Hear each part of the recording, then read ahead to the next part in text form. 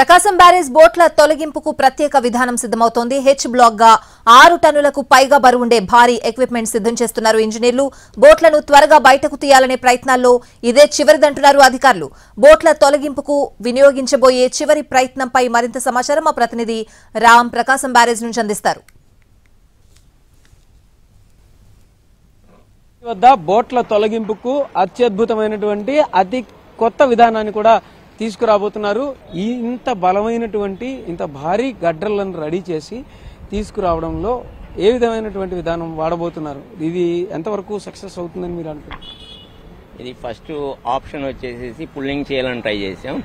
కాకపోతే నిచ్చే బోల్డర్స్ ఉన్నందు వల్ల అది మూవ్ అవట్లేదు ముందుకి.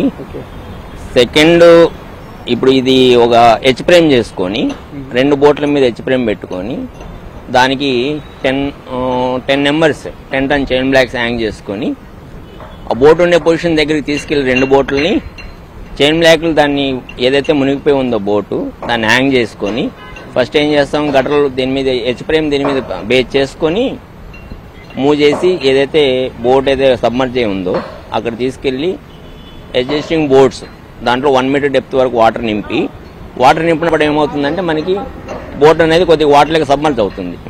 అయినప్పుడు కింద ఏదైతే మునిగిపోయి ఉందో బోటు మనం 10 టన్ చైన్ బ్లాక్స్ 10 నెంబర్స్ ఏవైతే వేస్తున్నామో దానికి హ్యాంగ్ చేస్తాం.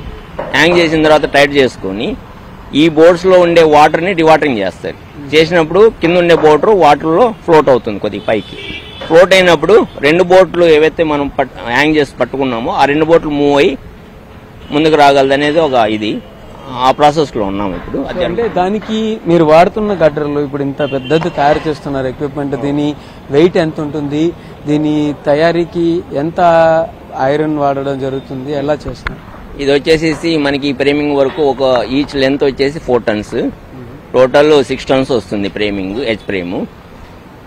దానికి ISMB 450 బీమ్ యూజ్ చేస్తున్నాం, NPB బీమ్ అంటాం దాన్ని.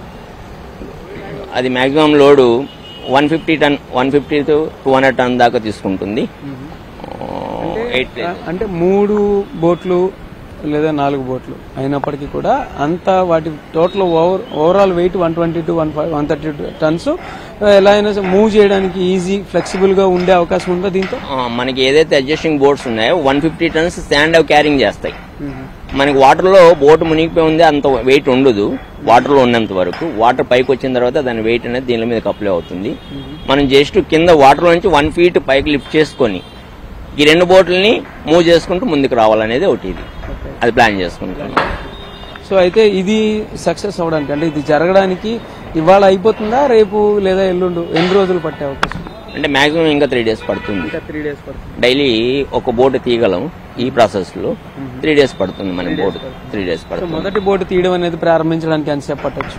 ఇది ఇవాళ 4 to 5 అవ్వచ్చు. ఇదంతా ఫ్యాబ్రికేషన్ సెట్టింగ్ సెటప్ చేసుకున్నందుకు 4 to 5 పడుతుంది. అయినా ఈవినింగ్ మేము తీసుకెళ్లి మూవ్ చేసి బోట్లు అక్కడ పొజిషన్ లో పెట్టుకుని చైన్ బ్లాక్లతో హ్యాంగ్ చేసుకుని ట్రై చేస్తాం ఈవినింగ్ మ్యాక్సిమం.